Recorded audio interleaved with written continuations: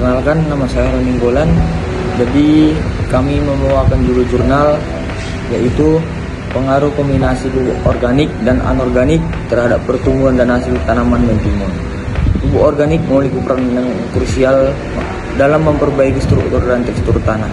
Pupuk kandang sapi adalah salah satu dari sekian jenis pupuk organik yang petani aplikasikan karena unsur P yang relatif lebih tinggi jika dibandingkan dengan pupuk lainnya.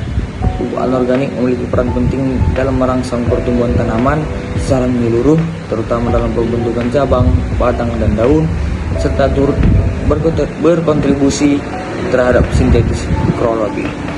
Jadi tujuan dari jurnal ini adalah untuk mengetahui kombinasi pupuk organik dan anorganik terhadap pertumbuhan dan hasil tanaman mentimun yang terbaik.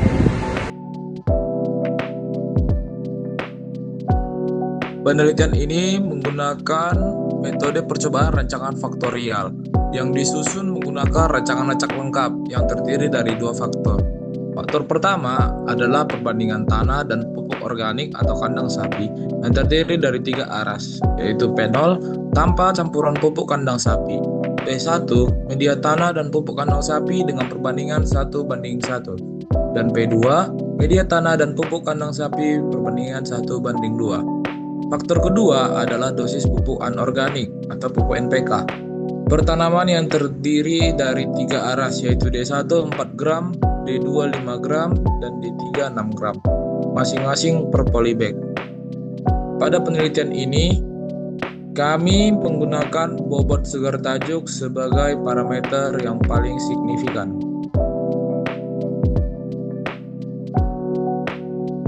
Baik, pada kesempatan kali ini saya Firdaus akan menjelaskan pada bagian untuk analisis menggunakan SPSS atau software SPSS. Sebelum itu, saya akan membuka Excel saya terlebih dahulu.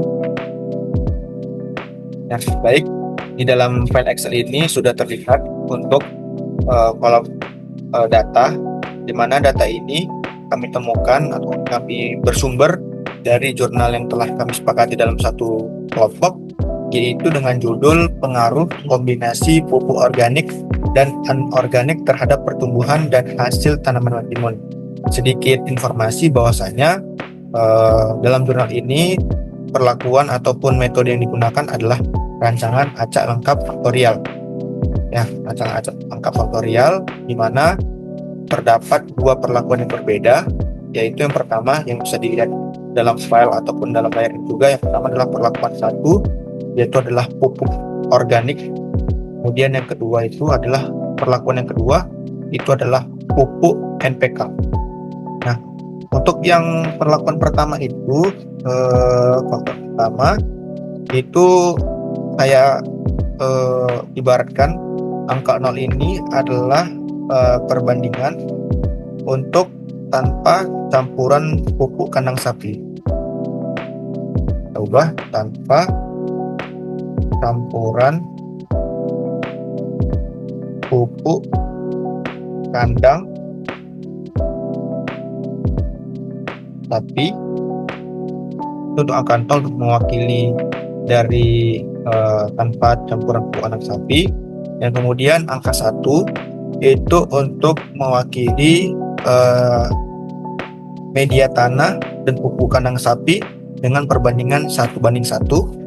Yang kedua, angka 2 itu untuk perbandingan media tanah dan pupuk kandang sapi. Media tanah dan pupuk kandang sapi dengan perbandingan 1:2. 1:2. 1:2.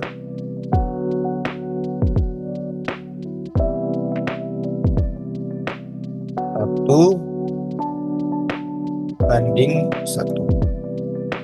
Nah, yang kedua itu adalah perlakuan menggunakan pupuk anorganik atau NPK yang terdiri dari 3 aras, yaitu dengan angka 1 untuk mewakili NPK 4 gram, angka 2 untuk mewakili NPK 5 gram, dan yang ketiga itu adalah NPK 6 gram. Nah, Kemudian dalam jurnal ini juga dalam analisis yang ingin kami lakukan itu terdapat 3 taraf dari satu perlakuan, dan juga ketika ingin dilakukan kombinasi maka akan diperoleh 27 kombinasi. Nah, 27 kombinasi itu diperoleh dari 3 dikali 3 ya, dikali 3 sama dengan 27 kombinasi. Nah, 20 kombinasi ini itu akan kita bisa lihat di bagian pupuk, di mana untuk angka 0 yang mewakilkan rotan penumpukan anak sapi itu akan berjumlah 9, kemudian angka 1 untuk mewakili 1 kg tanah dan 1 kg pupuk kandang itu akan berjumlah 9, dan juga yang angka 2 itu akan mewakili 1 kg tanah dan 2 kg pupuk kandang sapi. Kemudian untuk NPK ada 3 kali pengulangan, dan ada ulangan 1/3, dan juga ini bobot segar tajuk yang juga kami temukan dari sumber jurnal yang telah kami sampaikan tadi. Selanjutnya kita akan melakukan analisis di software SPSS. Kita buka software SPSS-nya,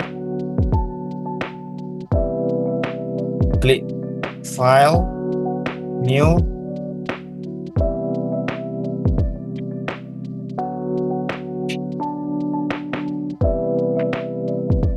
nah kemudian isi dengan yang pertama tuh pupuk, yang kedua salah bukan bagiannya teman-teman, kita isi di bagian variable view ya, variable view kita isi pupuk. Kemudian pokoknya nanti langkah pertama yang harus dilakukan adalah isi dulu di bagian variable view, kemudian pupuk, kemudian NPK, ulangan, dan juga bobot. Nah, setelah diisi di bagian name, kemudian kita lanjut ke bagian values untuk mengisi value label. Nah, untuk yang di bagian pupuk kita isi dengan value-nya itu 0 sebagai labelnya itu adalah pupuk 0.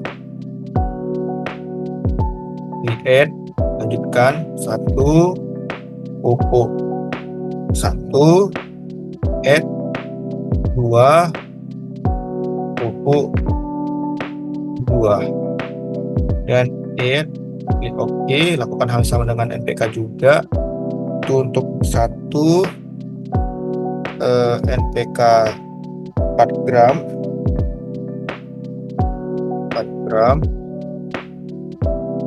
add value 2, klik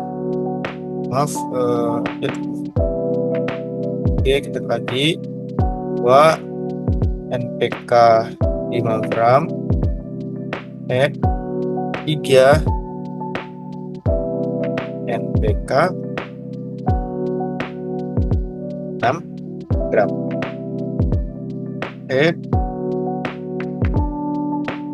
bisa juga karena kita tadi melakukan simbolisasi, kita bisa ubah juga menjadi NPK 1, NPK 2 dengan cara memilih bagian change, kemudian ini adalah NPK 3. Seperti itu teman-teman, kalau misalnya kita ingin mengubah. Nah, kemudian change, kemudian klik OK. Kemudian kita lanjutkan dengan ulangan, kita klik 1, labelnya adalah ulangan 1, klik add 2, ulangan 2, add ya, ulangan ya, add OK. Nah, setelah udah diisi bagian name dan juga value, kita lanjut ke data view. Nah, di sini kita tinggal mengcopy data yang telah kita buat, yang telah kita susun di Excel tadi, teman-teman. Kita copy aja dari bagian ini, pupuk, NPK, ulangan dan bobot segar tadi itu jangan terkena copy, angkanya aja stop semua. Kemudian Ctrl C, kita balik lagi ke SPSS-nya. Kemudian Ctrl V. Sebentar.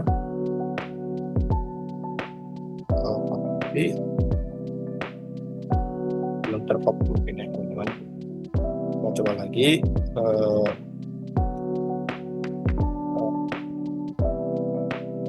C.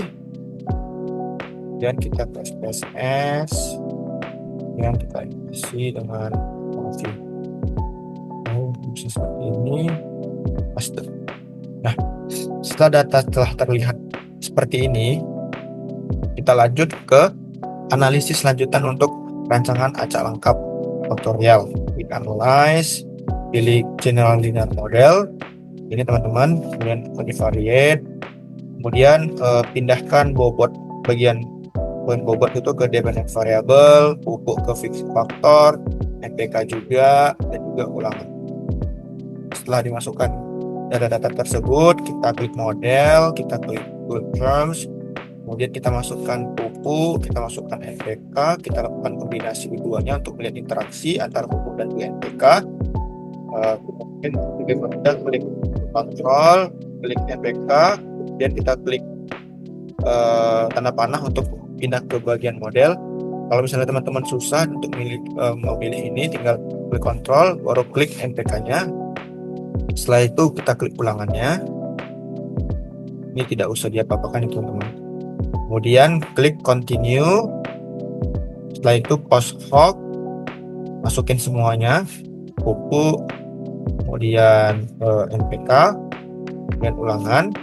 Setelah sudah dimasukkan semuanya, kita lanjutkan ke dan cap. Lihat hasilnya. Setelah udah masuk semua, baru klik continue. Sudah semua teman-teman, baru diklik OK. Nah, di sini sudah terlihat hasil dari analisis yang telah kami lakukan dari software SPSS. Untuk penjelasan dari analisis ini akan disampaikan oleh teman saya selanjutnya. Itu saya ucapkan terima kasih. Baiklah, di sini saya akan menjelaskan hasil dari interpretasi, melanjutkan hasil dari analisis data yang telah teman saya lakukan. Berdasarkan hasil analisis sidik ragam atau ANOVA, pupuk memberikan pengaruh yang sangat nyata terhadap bobot tanaman. Hal ini ditunjukkan oleh nilai signifikan sebesar 0,00 yang lebih kecil dari taraf nyata 0,05. Rata-rata bobot tertinggi diperoleh oleh perlakuan pupuk 2 yaitu sebesar 333,33, diikuti oleh pupuk 1 sebesar 323,11.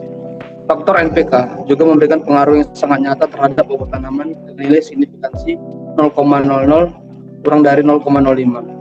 Perlakuan NPK 2 menghasilkan nilai rata-rata bobot tertinggi yaitu 302,33. Interaksi antara perlakuan pupuk NPK memberikan pengaruh nyata terhadap bobot tanaman dengan nilai signifikansi 0,018 kurang dari 0,05. Hal ini menunjukkan bahwa pengaruh pupuk terhadap bobot tanaman dipengaruhi oleh taraf NPK yang diberikan. Berdasarkan hasil penelitian ini, dapat disimpulkan bahwa perlakuan pupuk, NPK, serta interaksi keduanya berpengaruh nyata terhadap bobot tanaman. Perlakuan terbaik diperoleh oleh pupuk 2 dan NPK 2 karena menghasilkan rata-rata bobot tertinggi. Oleh karena itu, kombinasi pupuk dan NPK yang tepat sangat penting untuk meningkatkan bobot tanaman secara optimal.